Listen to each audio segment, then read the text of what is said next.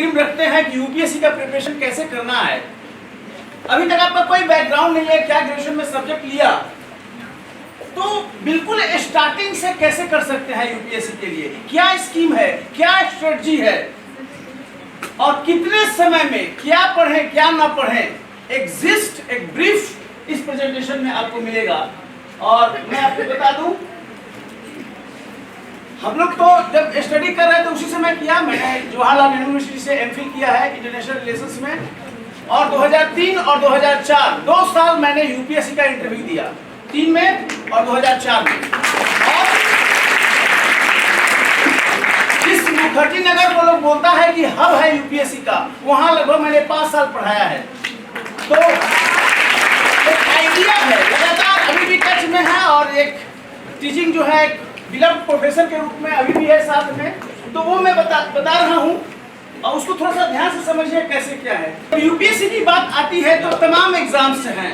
Union public service commission एक recruitment body union का, लेकिन वो केवल सिविल सर्विसेज का एग्जाम नहीं लेती है, सो मेनी एग्जाम्स, जैसे Indian economic service, Indian statistical service और बहुत सा एग्जाम लेती है। उसमें एक जो सर्विस है वो है सिविल सर्विसेज एग्जाम्स। आपको जानकारी हो, मोर देन 35 सर्विसेज है जो सिंगल एग्जाम से यूपीएससी लेता है, दैट इज मोर देन 35, और हर साल वैरी करता है। जैसे टॉप में अगर करें तो ऑल इंडिया सर्विसेज है, इसका पेन दीजिएगा, देखें यहाँ पर, जैसे इंडियन एडमिनिस्ट्रेटिव सर्विस सबसे ज्यादा लुक्रेटिव सब लोग ऑप्शन देता है, नंबर 1, आपसे चॉइस मांगा जाता है। जब आप फॉर्म डिटेल एप्लीकेशन फॉर्म भरेंगे तो आपको लिए सेवा का प्रेफरेंस दिया जाता है, मांगा जाता है, तो आईएएस है, आईपीएस है और आईएफएस, इंडियन फॉरेस्ट सर्विस। आपको पता है ऑल इंडिया सर्विसेज का कॉन्सेप्ट है कॉन्स्टिट्यूशन के तहत, वो सर्विस जिसमें रिक्रूटेड जो होते हैं पर्सनल, वो स्टेट में भी काम करते हैं और यूनियन में भी काम करते हैं। और स्टेट में बेसिकली उनको कैडर अलॉट होता है और डेपुटेशन पर वो लोग सेंटर में जाता है काम करने के लिए, बट बेसिकली कोई ना कोई स्टेट या यूटी उनको अलॉट होता है। वही है ऑल इंडिया सर्विसेज, जिसका कॉन्सेप्ट संविधान में 312 में मिलता है। ये पार्लियामेंट का पावर है एक नया ऑल इंडिया सर्विसेज क्रिएट कर दे, sole description of the parliament. उसके अलावा अदर सेंट्रल सर्विसेज है, जैसे इंडियन फॉरेन सर्विस, भारतीय विदेश सेवा, Indian audit and account service, यहाँ से लोग जाते हैं सीएजी ऑफिस में, controller and auditor general of India, यहाँ से जाते हैं लोग। इंडियन रेवेन्यू सर्विस, जितना भी रेवेन्यू है, जीएसटी है, डायरेक्ट टैक्स, इनडायरेक्ट टैक्स, इसमें कौन मैनेज करता है, इसी सर्विस से लोग आते हैं। Indian defence and account service, ऐसे कुल मिलाकर 35 से अधिक सेवाएं हैं जिनका सिंगल एग्जाम से होता है, जिसका नाम है सिविल सर्विसेज एग्जाम्स। एक एग्जाम, और कोई भी इसमें मिलेगा ग्रुप ए जॉब होता है।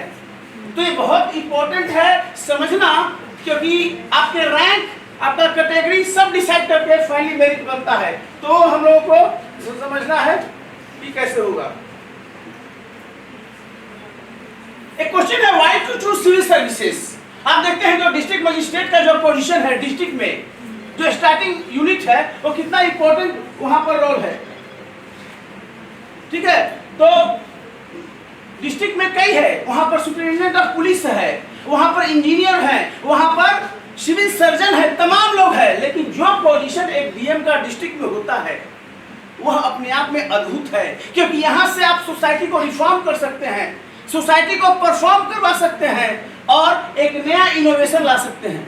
देखिए जॉब तो सब लोग कर सकता है, तमाम तरह के एवेन्यूज हैं, जो आपको पसंद हो वो आप जॉब में जा सकते हैं। somebody can become doctor, somebody can become engineer, somebody can become other job. लेकिन जो यूपीएससी में आईएएस का है, जब आप सोसाइटी के लिए कुछ करना चाहते हैं, जब आप चाहते हैं कि नेम फेम वो सब मिले, तो ये सर्विस सबसे ज्यादा अट्रैक्ट करता है, सबसे अधिक अट्रैक्ट करता है। क्योंकि पैसा तो मिल जाएगा कोई ना कोई जॉब में, 100% मिलेगा, लेकिन समाज के लिए कितना बड़ा आप योगदान कर सकते हैं, समाज में जो इश्यूज हैं उसको आप कैसे रिजॉल्व करोगे, वो तभी संभव है जब इस सर्विस में आप आएंगे।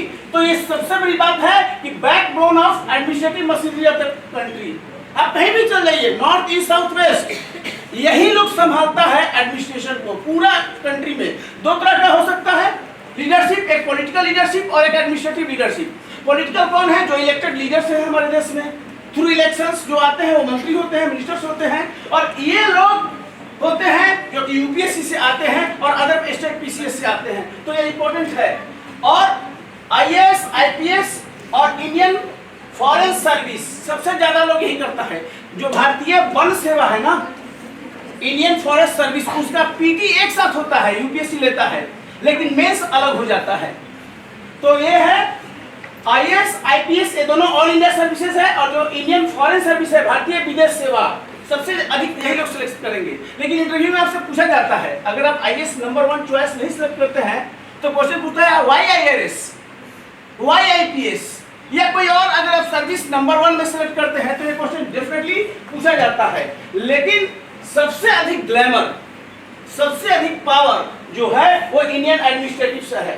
That's why it is more short. और इसका रीजन क्या है कि आप यूनियन में और स्टेट दोनों जगह में टॉप जा सकते हैं। जैसे कैबिनेट सेक्रेटरी है, सबसे टॉप पोस्ट है यूनियन में, और जैसे यहाँ पर चीफ सेक्रेटरी है बिहार में, दैट इज द नंबर 1 और रैंक एडमिनिस्ट्रेटिव इन हायरार्की। तो ये इंपॉर्टेंट है। ये कौन लोग होता है? आईएएस ही लोग होता है। अब ये नहीं, आईएएस कहीं भी फिट बैठ जाएगा। जैसे महालेखा परीक्षक और नियंत्रक, ऑडिट का ज्ञान होना चाहिए, लेकिन वहाँ आईएएस बैठ जाता है, वहाँ भी आईएएस हो जाता है, भले ही उसको ऑडिट का जो भी हो, बिकॉज जर्नलिस्ट सर्विस है, वो कहीं पर भी सूट कर देगा। हाँ, इन्फोर्समेंट डायरेक्टोरेट ईडी बना दीजिए, जहाँ आईपीएस का पोजीशन होना चाहिए वहाँ भी आईएएस लोग बैठ जाता है, क्योंकि ये माना जाता है और देश में ये बात आ गई। ये सबसे अधिक यही होता है यहाँ पर कि कैसे यूपीएससी की तैयारी करनी है। अगर आपका ये ड्रीम है तो उसकी तैयारी आज से करनी होगी। लेकिन पहले जानिए कि रणनीति क्या है, उसका स्ट्रेटजी क्या है। तो मैं ये बता दूं आपको कि इसमें 3 स्टेजेस में एग्जाम्स होंगे, आप सब जानते होंगे। पहला स्टेज है पीटी का, जिसे प्रीलिमिनरी कहते हैं, उसके बाद मेंस होगा, और जो मेंस में क्वालिफाई करेंगे they will appear in interview. तो ये 3 स्टेज है। जो पहला स्टेज है, first stage, that is the preliminary, प्रारंभिक परीक्षा, वो ऑब्जेक्टिव बेस्ड होगा, completely MCQ based, OMR based होगा। और यहाँ पर क्लियर है 2 पेपर पीटी में पूछा जाता है, मॉर्निंग और इवनिंग शिफ्ट में आपका होगा। आफ्टरनून सेशन में एक जीएस होगा, जनरल स्टडीज, और दूसरा क्या है, सीसैट। ये 2 चीज करना पड़ता है पीटी के लिए, क्योंकि पीटी क्वालिफाई करेंगे तभी तो मेंस में आप भी होंगे। कितने लोगों का पीटी में क्वालिफाई नहीं होता है। सबसे बड़ी बात है कि हजारों लाखों लोग यूपीएससी का ड्रीम रखते हैं, लेकिन प्रीलिम्स नहीं हो पाता है। इसलिए आपको रणनीति बहुत इंपॉर्टेंट बनानी होती है, क्योंकि यहाँ पर जीएस का 100 एमसीक्यू और सीसैट में भी 80 एमसीक्यू, 200 मार्क्स, 200 मार्क्स, इसका भी 2 घंटा, इसका भी 2 घंटा। लेकिन ध्यान रखें, प्री से मेंस में जाने के लिए जो पीटी क्वालिफाई होंगे वही मेंस लिखेंगे, उसमें केवल यही काउंट किया जाता है जीएस। सीसैट केवल क्वालिफाइंग होता है, यानी only 33% minimum that one has to secure. और उसमें रीजनिंग होगा और मैथ होगा, तमाम लॉजिक्स होंगे, ये सीसैट तमाम होंगे। लेकिन जीएस के परसेंटेज पर यह तय होगा कि आप इस साल मेंस लिख रहे हैं कि नहीं लिख रहे हैं। नोट करो, क्योंकि प्रीलिम्स का मार्क्स मेंस में काउंट नहीं होगा। मेन इज मेन, मेंस ही बताएगा कि आपको आईएएस मिल रहा है, कि आईपीएस मिल रहा है, कि आईएफएस मिल रहा है, कि 35 सेवा में कौन सा सर्विस आपको मिल रहा है। ये मेन बताता है। फोकस इसलिए मेंस में करना पड़ेगा। अगर मुख्य परीक्षा को आप देखें तो आप देख रहे होंगे 9 पेपर्स हैं टोटल। मेंस में टोटल 9 पेपर हैं, और पेपर 1 और 2 ये क्वालिफाइंग है, केवल आपको पास करना है। नॉर्मली लोग हिंदी और इंग्लिश देखता है क्योंकि लैंग्वेज पेपर है ये। आपको केवल पास करना है इस दोनों में, लैंग्वेज पेपर 1, लैंग्वेज पेपर 2। कोई उर्दू रख सकता है, बंगाली रख सकते हैं। 8th शेड्यूल में जितने भी लैंग्वेज लिस्टेड हैं आज के डेट में कॉन्स्टिट्यूशन के तहत 8th शेड्यूल में ऑफिशियल लैंग्वेजेस हैं सारे, वो कोई भी आप रख सकते हैं। 300 मार्क्स, 300 मार्क्स, 3 आवर्स, 3 आवर्स, और इसमें केवल और केवल आपको पास करना है, यही चीज है। इसलिए इस पर ज्यादा फोकस नहीं करना है। अगर आपका बैकग्राउंड ठीक है, आपने अच्छे से +2 किया है, मैट्रिक किया है, तो आप ये पेपर निकाल लोगे। नो एडिशनल, कभी कोचिंग नहीं करना चाहिए। ना कोई करता है कि लैंग्वेज पेपर हम कैसे निकालें। हम लोग कभी लैंग्वेज के लिए एक्स्ट्रा एफर्ट नहीं किए। वही संज्ञा, सर्वनाम, विशेषण अगर हिंदी कर रहे हैं और इंग्लिश कर रहे हैं तो वही ग्रामर वगैरह पूछेगा, कॉम्प्रिहेंशन पूछेगा, और उसमें आप अपना मिनिमम मार्क्स निकाल लोगे। मेन जो इशू आता है यहाँ से आता है, जो काउंट होता है आपका काउंटेड फॉर मेरिट 1750 मार्क्स होता है। एक ऐसे पेपर आएगा, 2 टॉपिक्स, सेक्शन ए और सेक्शन बी, और 250 मार्क्स का आएगा, 3 आवर्स में आएगा एसे का। एसे लिखना होता है, और वो एसे यहाँ का एसे नहीं होता है। जैसे मैं बताऊं, एसे में हमको जो आया था 2003 में, अब ऐसे कई तरह का हो सकता है। जो मुझे आया था वो आया था सत्य की खोज एक आध्यात्मिक समस्या है। आप जी कितना लिख सकते हैं, आप जितना लिख लें। सत्य की खोज एक आध्यात्मिक समस्या है। सेकेंड टाइम में आया था the mask of new imperialism, नौ साम्राज्यवाद के मुखौटे। एक और आया था बचपन भूल है, जवानी कुछ और है, उसमें दिया था, और बुढ़ापा पश्चाताप है।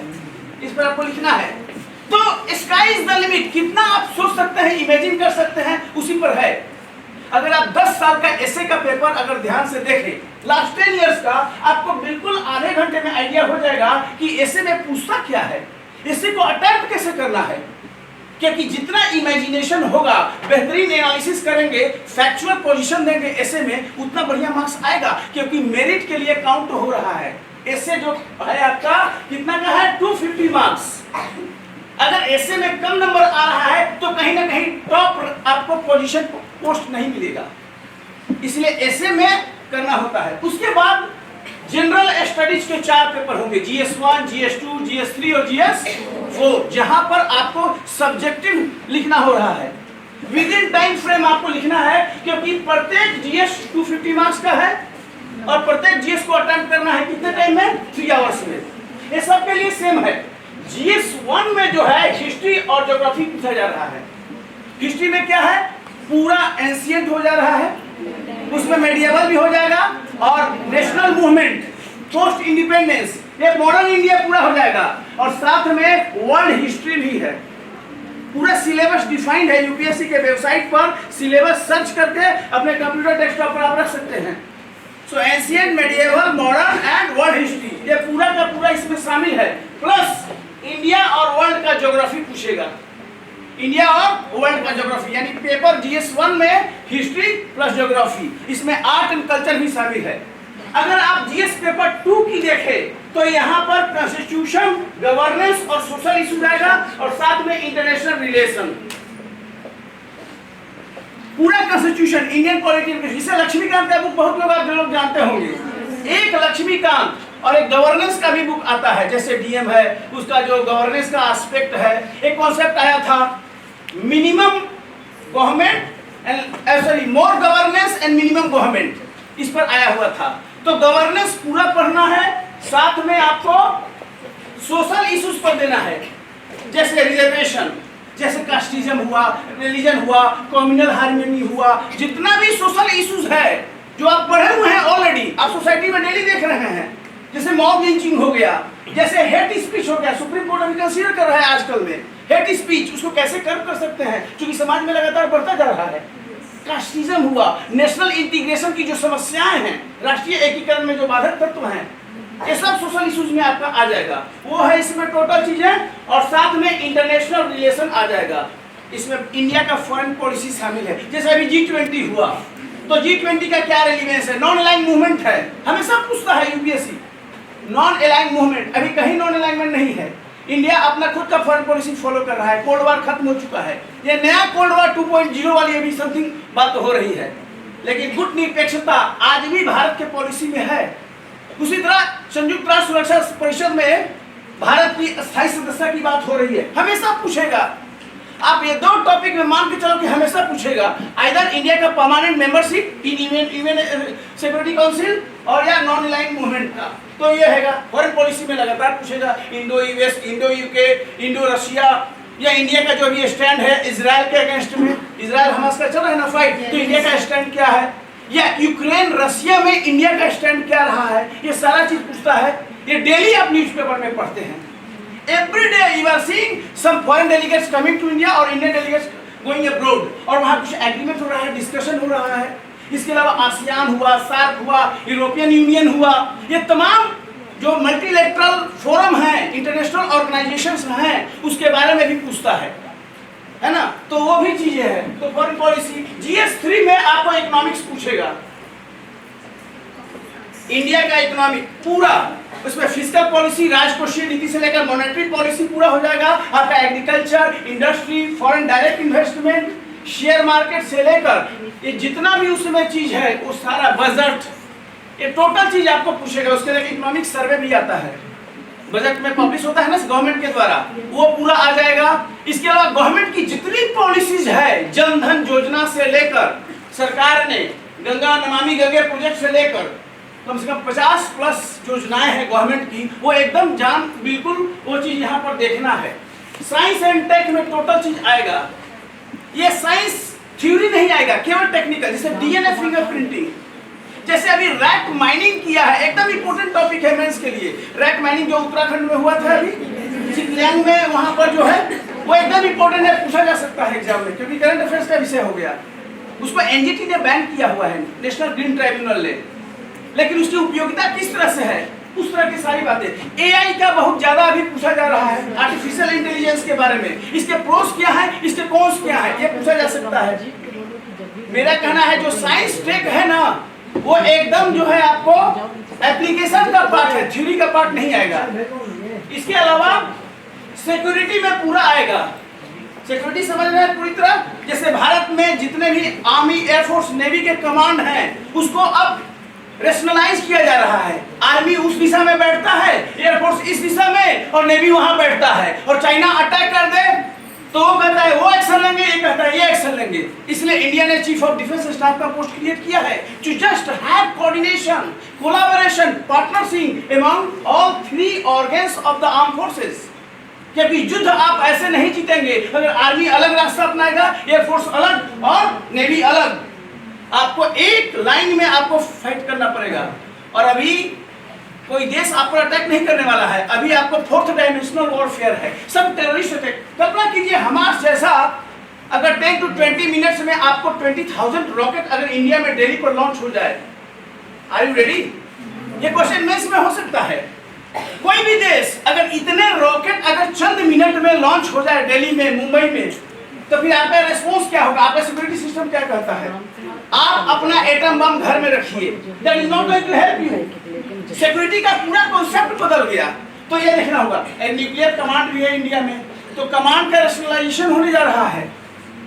अब इंटीग्रेटेड कमांड बनाया जा रहा है। ये बहुत मेजर डेवलपमेंट है इंडिया में, ठीक है। वो चीज पूरा सिक्योरिटी का देखेंगे। डिजास्टर मैनेजमेंट पूछा जाता है हमेशा, जैसे सुनामी हो गया या वहां सुरंग में लोग फंस गए, ये सब इसी में आएगा। और जीएस फॉर इथिक्स का विषय है।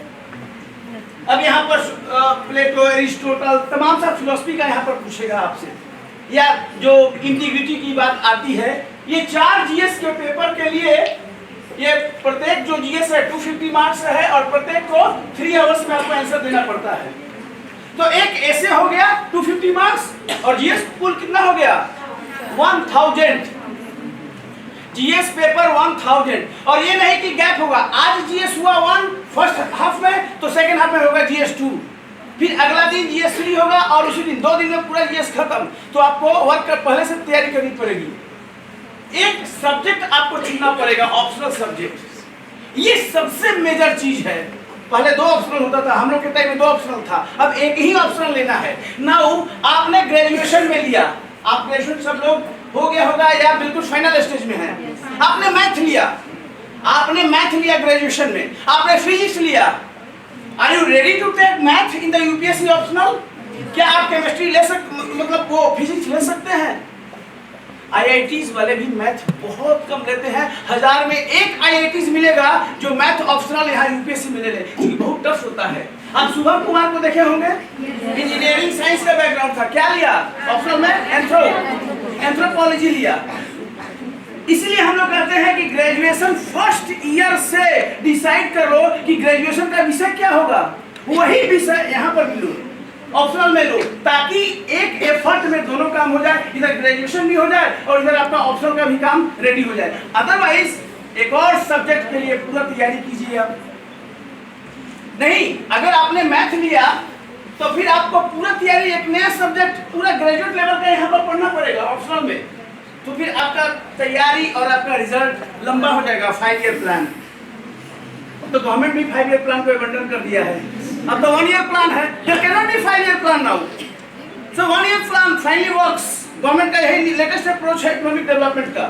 आपके लिए भी 1 ईयर का ही होगा, 1 साल में, लेकिन उसके लिए जो जिल चाहिए, जो किलिंग इंस्टिंक्ट चाहिए कि यस करना है, तो उसके लिए आपको सोचना पड़ेगा। अब जिन लोगों के ग्रेजुएशन में पॉलिटिकल साइंस होगा, हिस्ट्री होगा, सोशियोलॉजी होगा, एंथ्रो होगा, वो बहुत कंफर्टेबली होंगे। साइंस टेक में होगा तो केमिस्ट्री से या बॉटनी से या बायो से ग्रेजुएशन कर लेना और यूपीएससी में उसी विषय को ले लेना, बहुत अंतर है। सिलेबस देख लीजिए, 10 साल का क्वेश्चन पेपर देख लीजिए, डिसाइड कर लीजिए, are you ready to take up that optional, आपको बहुत क्लियर हो जाएगा। आसान नहीं होता है, ये हम लोग हमेशा देखते हैं। इसीलिए इंटरमीडिएट पास करने के बाद ग्रेजुएशन में एडमिशन लेते समय ही डिसाइड कर लो कौन सा ऑप्शनल लेना है, और ऐसा ऑप्शनल जो जीएस में सपोर्ट करे। सपोज ज्योग्राफी आपने लिया, जीएस ज्योग्राफी लिया आपने ऑप्शनल, तो ज्योग्राफी यहाँ आपको सपोर्ट कर दिया जीएस 1 में। अगर आपने हिस्ट्री लिया, ग्रेजुएशन हिस्ट्री का है, तो ऑप्शनल ले लो हिस्ट्री, और यहाँ पर भी हिस्ट्री सपोर्ट कर रहा है जीएस में। इकोनॉमिक्स है, सपोर्ट कर रहा है, वैसे ही आपका और जो और विषय है वो सब यहाँ सपोर्ट कर रहा है, पॉलिटिक्स सपोर्ट कर रहा है। तो एक तीर से दो निशान हम लोग बोलते हैं। एक तीर से दो निशान कैसे? ऐसा ऑप्शनल जो जीएस में भी सपोर्ट करे, और नहीं तो पहले तो सबसे पहले आपको सोचना होगा कि ऑप्शनल हम क्या लें, क्योंकि वो ऑप्शनल 2 पेपर का होगा, 250 का 500 मार्क्स का है, और इसको भी आपको देना पड़ेगा। और जब आप निकल जाइएगा, आपका मेरिट में नाम आ जाता है, नॉर्मली 1:3 वो लोग रिजल्ट देता है जो लोग इंटरव्यू में बैठेंगे। जैसे थाउजेंड्स अगर है टोटल वैकेंसी, तो 3000 को लगभग बुलाता है, और भी थोड़ा सा इधर उधर हो सकता है, यूपीएससी का डिसीजन होता है। तो 1:3 टोटल वैकेंसी का वो लोग इंटरव्यू में आता है, इंटरव्यू देता है। इंटरव्यू में 5 मेंबर होंगे, और फिर आपको दिल्ली जाकर धौलपुर हाउस में इंटरव्यू देना होता है। और यहाँ पर जो इंटरव्यू होता है 275 मार्क्स का होता है। वहां से आपको फैक्चुअल सब्जेक्टिव इंफॉर्मेशन नहीं पूछा जाता है, केवल प्रेजेंस ऑफ माइंड और कितनी आसानी से और कितने सहजता में सिचुएशन को टैलेंट कर रहे हैं। इन्होंने क्वेश्चन पूछा, उसका जवाब आता है, इसके पहले इन्होंने पूछ दिया, आपको उत्तर देने का मौका ही नहीं मिला। आपको लग रहा है, या फिर वहीं पर आपको प्रेशर में कह दिया। जैसे मैं बताऊंगा, एक अरुंधति घोष थी हमारे टाइम में 2003 में। मैडम अरुंधति घोष यूपीएससी की मेंबर थी, इंटरव्यू ले रही थी। तो एक बिहार का ही बंदा आया और हिंदी मीडियम था, तो बोला कि just tell me 5 lines about this room. Madam मैं हिंदी माध्यम का हूँ। नो आई डोंट नो, आप 5 लाइन इस रूम के बारे में बोलिए। तो हिंदी माध्यम का रिजल्ट थोड़ा कम होता है, मैं आपको बता दूं, क्योंकि अच्छी स्टैंडर्ड बुक्स नहीं है, इकोनॉमिक्स में कोई बुक नहीं मिलेगा, तो इंग्लिश में एक से एक शानदार बुक्स है। अब वहां पर मैडम ने पूछा 5 लाइन ई रूम के बारे में, हिंदी माध्यम नहीं बोल रहा है। अरे इंग्लिश में काम करना होगा, टोटल जो लैंग्वेज है, फाइल्स है, नोट शीट है, डिस्कशन है, सारा चीज आपको इंग्लिश मीडियम में है पूरी, तो आप उसको निगेट नहीं कर सकते। जैसे एक बंदा आया इंटरव्यू बोर्ड में, जैसे एंट्री किया तो वो दिया था हॉबी के रूप में गार्डनिंग। आप जितना लिखना है लिख दीजिए, लेकिन वहां एक्सपर्ट बैठा होता है, गार्डनिंग दिया था। अरुंधति घोष मैडम थी, उन्होंने कहा कि गार्डनिंग आपका हॉबी है, करिए चलिए। वो सीधे यूपीएससी के रूम के इंटरव्यू रोक निकल के यूपीएससी के सामने जो पार्क है, मतलब थोड़ा जो गार्डन है, करिए गार्डनिंग। उद्देश्य गार्डनिंग करना नहीं था। It was not the motto objective. The way you tackle the situation, that is more important. आग लग गया, दंगा हो गया, लॉ एंड ऑर्डर का सिचुएशन बिगड़ गया, अचानक ब्रेक डाउन हो गया, या कोई नक्सलाइट हमला कर दिया रोड पर, मेजर आपके फोर्सेस जा रहे हैं, हैंडल कैसे करोगे? आईएएस बनने जा रहे हो, आईपीएस बनने जा रहे हो, any dull person can fit into this service? No. कितना प्रेजेंस ऑफ माइंड है, सिचुएशन को कैसे टैकल कर रहे हैं, ये इंटरव्यू का है। और एक दिन में इंटरव्यू में पर्सनालिटी नहीं बनती, it takes long time. Skills अलग होता है और टैलेंट अलग होता है। समथिंग यू कैन लर्न और कैन नर्चर, और यू कैन बी नर्चर्ड। तो ये देखना पड़ता है कि कैसे आपका पीयर ग्रुप है, फ्रेंड सर्किल है, और तब ये चीज होता है। ओवरऑल एक ग्लांस है जहां पर 1750 नंबर का सब्जेक्टिव पेपर पूछा जा रहा है। इससे 4 पेपर जीएस और 2 ऑप्शनल का 2 पेपर, ये टोटल 250 के होंगे। 1750 इंक्लूड एंड इंटरव्यू का अगर मार्क्स जोड़ दे तो कुल कितना हो जाएगा? 2025। 2025 में ये डिसाइड होता है, और रिजर्वेशन है सीट्स का, 50% रिजर्वेशन है, ओबीसी के लिए 27% है, एससी और एसटी, एससी के लिए आपका 15% और एसटी के लिए 7.5% सेंट्रल गवर्नमेंट। और तब डिसाइड होता है कि आपको कौन सा सर्विस मिला। विकास दिनकृति का नाम आप लोग सुने होंगे, डिस्ट्रिक्ट है, मेरे साथ इंटरव्यू दिए थे, फर्स्ट हाफ में मेरा था, सेकंड हाफ में उनका था। पता है उनको क्या मिला था? Section officer, SO. He didn't join. आज वो कितने बड़े हैं। तो मेरा कहने का मतलब है कि अब सेक्शन ऑफिसर बहुत नीचे हो गया, अनुभाग अधिकारी बोलते हैं। अब आपको under secretary, joint secretary, deputy secretary, joint secretary, additional secretary and then secretary बनते बनते लाइफ बहुत हो जाएगा, वो बन नहीं पाएगा, स्कोप ही नहीं है। लेकिन जो व्यक्ति डायरेक्ट आईएएस बन रहा है, वो एंट्री किया 3 साल में वो बन गया डिप्टी सेक्रेटरी, अगला 4 साल में वो बन जा रहा है ज्वाइंट सेक्रेटरी। बहुत फास्ट प्रमोशन है और बहुत इंपॉर्टेंट रिस्पॉन्सिबिलिटी है। तो कितना बढ़िया मेरिट आप ला रहे हो, नंबर कितना आ रहे हैं, इस पर डिपेंड करता है कि कौन सा आपको सर्विस मिल रहा है। एक ग्लांस है कितने मार्क्स का कितने समय में कैसे अटेम्प्ट करना है, तो ये एक इंपॉर्टेंट है। ये इंटायरली डिफरेंट है, क्योंकि यहाँ ऑब्जेक्टिव है, यहाँ पूरी तरह सब्जेक्टिव है और यहाँ पर पर्सनालिटी डेवलपमेंट है। इसलिए कहते हैं कि 3 स्टेज में यूपीएससी को क्लियर किया जाता है। ये मैं बताया हूँ 200 पेपर्स का प्री होगा, इसमें ऑब्जेक्टिव एमसीक्यू होंगे और ये 200 का होगा। तो ये कोई इंपॉर्टेंट बात है। मैं और बताता हूँ, इसमें मेंस एग्जाम्स में क्या होगा, 9 पेपर्स हो, मैं बता दिया हूँ।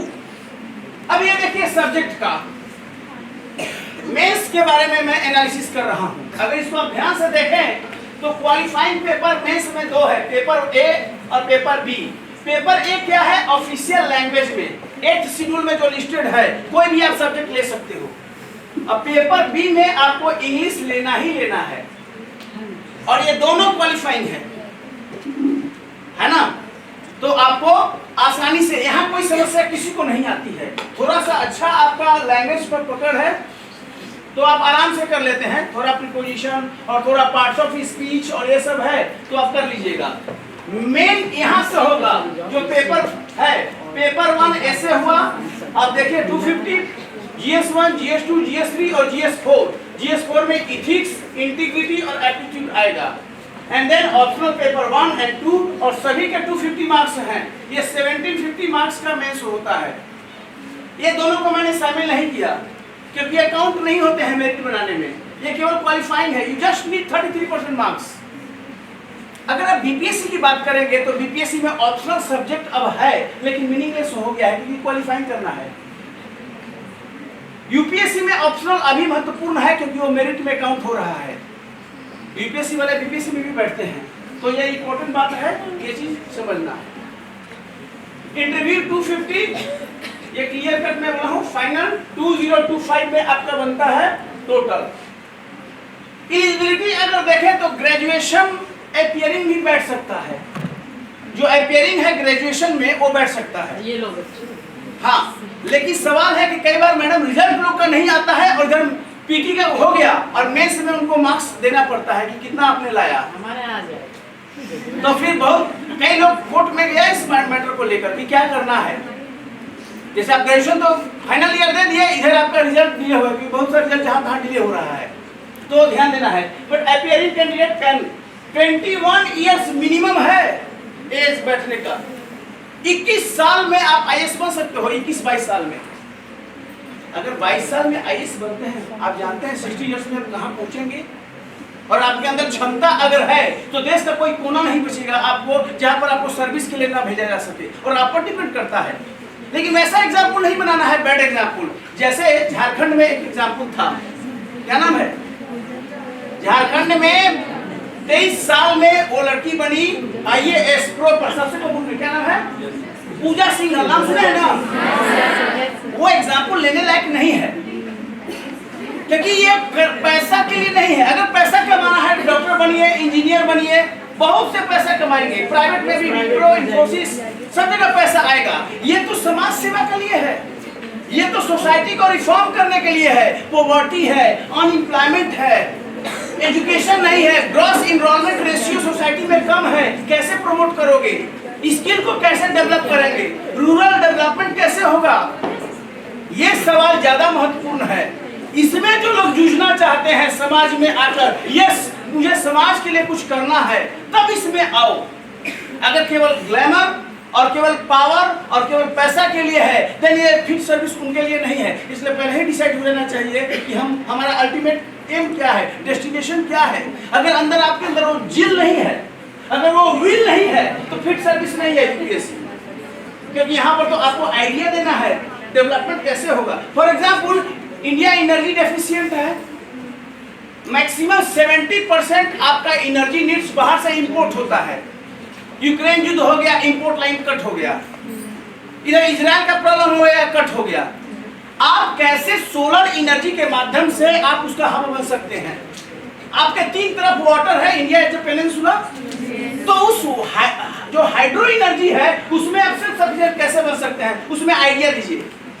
एक एग्जांपल मैं देता हूं मैडम, यूपीएससी में तो तमाम आईएएस लोग आ जाता है, सारे डिपार्टमेंट में भरे हुए हैं, लेकिन जो करंट गवर्नमेंट है उनको ऐसा आईएएस ऑफिसर नहीं मिल रहा है जो भारत को सोलर एनर्जी में, हाइडल में, एग्रीकल्चर में और जो इंडस्ट्री है उसमें उनको इनोवेटिव आइडिया दे सके।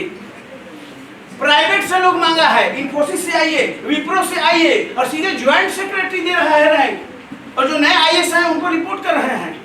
गवर्नमेंट का है कि कौन आइडिया दे सकता है इंडिया को सुपर पावर बनाने में। जैसे अभी ड्रोन टेक्नोलॉजी आ गया, उसको गवर्नेंस कैसे करना है, तमाम सी बातें आ गई। तो वैसा नहीं है हाँ जी लाओ मैं यहाँ कर दूं, फाइल वाला काम नहीं है। आपको सोचना है, आपको इनोवेट करना है, रिक्रिएट करना है, ये ज्यादा है। इसलिए परफॉर्म, रिफॉर्म एंड ट्रांसफॉर्म ये बजवर्ड बन गया है भारत सरकार में। गवर्नेंस को नए एंगल से देखा जा रहा है, क्योंकि आप पर लाखों लोग निर्भर हैं। डीएम के एक एक्शन से लाखों लोग प्रभावित हो सकता है। अभी सभी स्कूल में लोग जाने लगे हैं, शिक्षा विभाग के। आपको पता है कितने लोग जा रहे थे, नहीं आ रहे हैं। एक चेंज हुआ ना, डिमेरिट को साइड में कर दीजिए, लेकिन लोग अब अटेंड कर रहे हैं। प्राइमरी की बात कर रहा हूँ, सेकेंडरी की बात कर रहा हूँ, पढ़ाई हो रहा है, स्टडी हो रहा है, जीईआर बढ़ेगा ना, ग्रॉस एनरोलमेंट रेशियो। देश में एक नया माहौल बना है, बीपीएससी के माध्यम से शिक्षकों की नियुक्ति हुई है, तो ओवरऑल क्वालिटी एजुकेशन तो बढ़ना चाहिए। देखते हैं इसका इम्पैक्ट स्टडी करना होगा। तो ये चीज बहुत इंपॉर्टेंट यहाँ पर है। और अपर एज लिमिट रिलैक्सेबल है, मैक्सिमम 32 ईयर्स है, 32 साल तक आप दे सकते हैं। अगर ग्रेजुएशन आपने कर लिया, आपका नहीं हुआ, वेट कीजिए, 2 साल तैयारी कीजिए, तीसरे साल दीजिए, 3 साल तैयारी कीजिए, चौथे साल दीजिए। लेकिन आपको देख लेना होगा कि आपको कितना मैक्सिमम फैमिली अलाउ कर रहा है इस तैयारी के लिए। अदरवाइज फिर डिफिकल्ट होता है, फ्रस्ट्रेशन आता है। Attempt limited, attempt 4 attempt general के लिए है, 6 अटेम्प्ट हो गया है, 6 अटेम्प्ट हो गया है। लेकिन उसके लिए चक्कर नहीं, आपको कोशिश है कि पहले अटेम्प्ट में हो जाए। मान लो कि आपको आईआरएस मिला, तो फिर आप अगला बार तो आप अगर आईएएस मिला तो फिर आप आईएएस के लिए ट्राई कीजिए, आईपीएस के लिए ट्राई कीजिए। आप देख लीजिए, एक बार एंट्री कर गए तो सिस्टम में तो आ गए, एक तो सिक्योर हो गया, उसके लिए आगे आप देख सकते हो। तो फाइनल ईयर ये चीज मेन चीज है।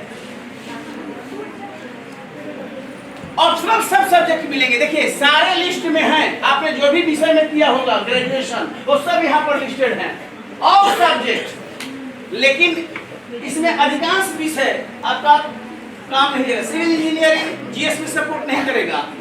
आप यहाँ पर और विषय ले लो, वेटनरी साइंस, एनिमल हस्बेंड्री, वो सपोर्ट नहीं करेगा, मैथमेटिक्स। आपको देखना है ऑप्शनल क्या ले। यहाँ एक चूक आपको फिर यहाँ पर काफी नीचे कर सकती है। अगर आप पीटी के सिलेबस को करें पेपर 1 में, जो जीएस होता है प्रीलिम्स में, सिलेबस में क्या है, current event of national international importance.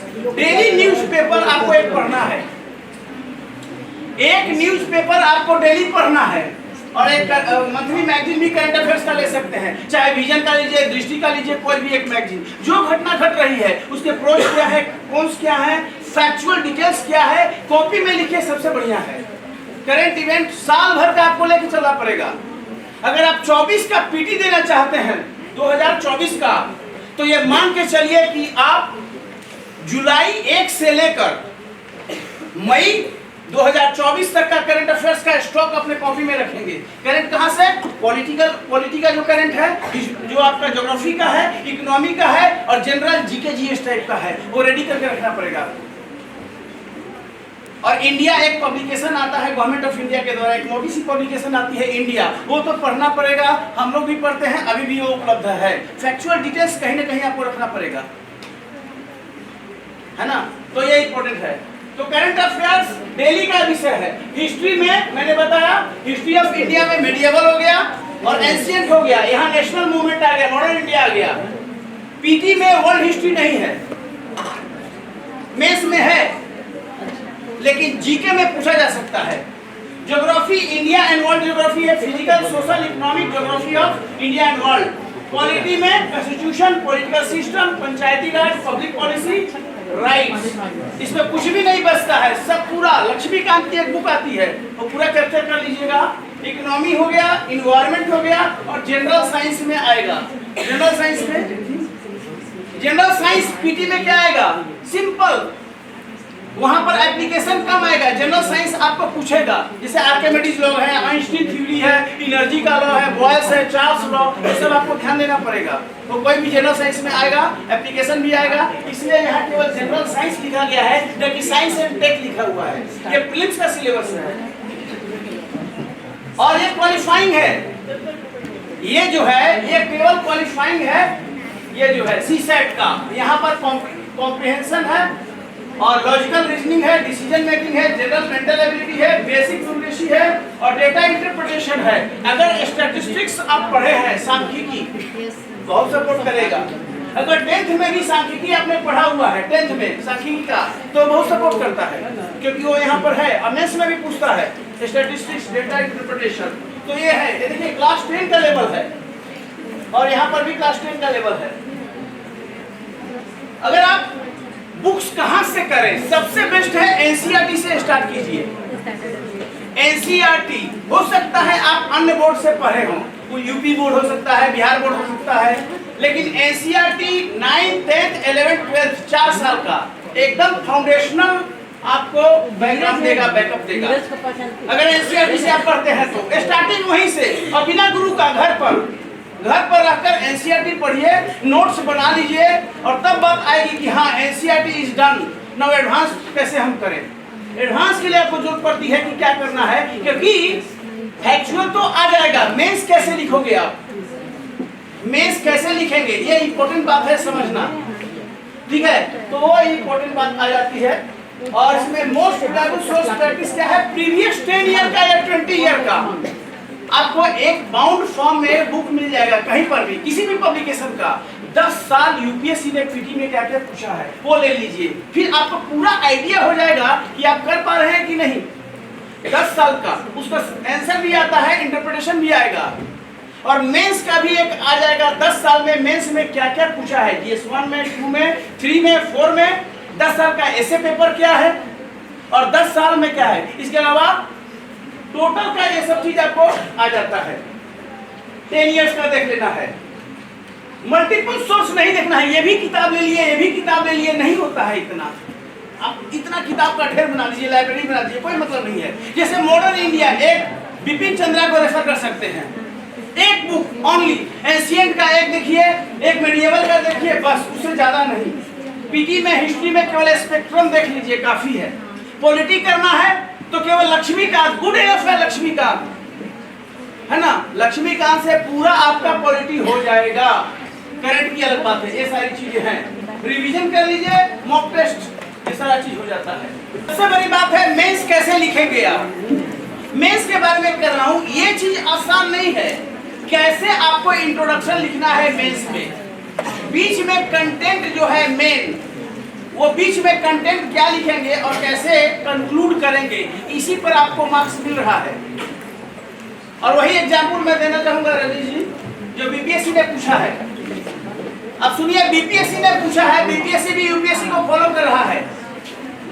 मैं हिंदी में ही बता देता हूँ। बीपीएससी ने एक क्वेश्चन पूछा पॉलिटी में, वो क्वेश्चन का आप उत्तर दीजिएगा। ये हमको बताए, हम देखे तो हमको बहुत अच्छा लगा। राष्ट्रपति सब लोग पढ़े होंगे, प्रेसिडेंट ऑफ इंडिया। अब देखते ही होंगे प्रेसिडेंट का चुनाव और प्रेसिडेंट के एक्शन रिएक्शन न्यूज़पेपर में आते रहते हैं।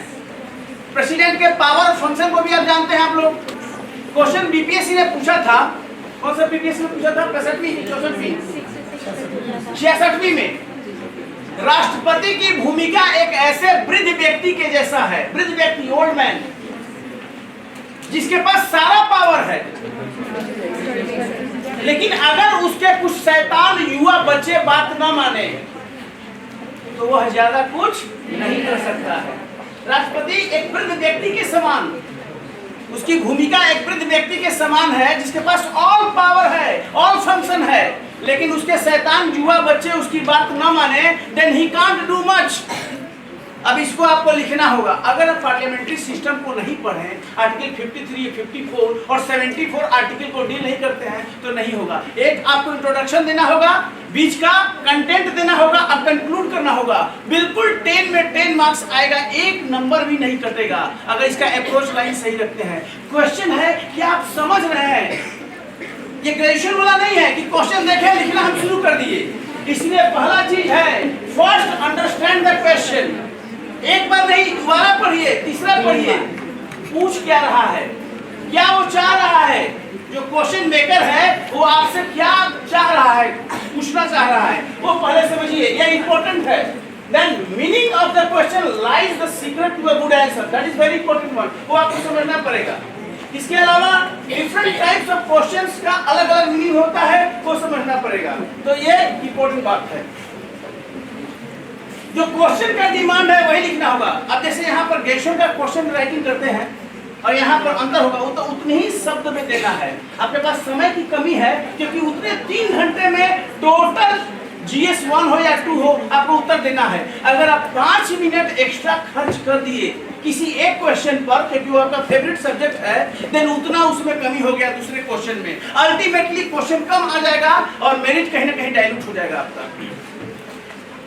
तो घड़ी लेके जाइए, घड़ी अलाउड है, लेकिन आपको एकदम 20 शब्द कम लिखे, चाहे 20 शब्द ज्यादा, 25, इससे ज्यादा स्कोप नहीं है।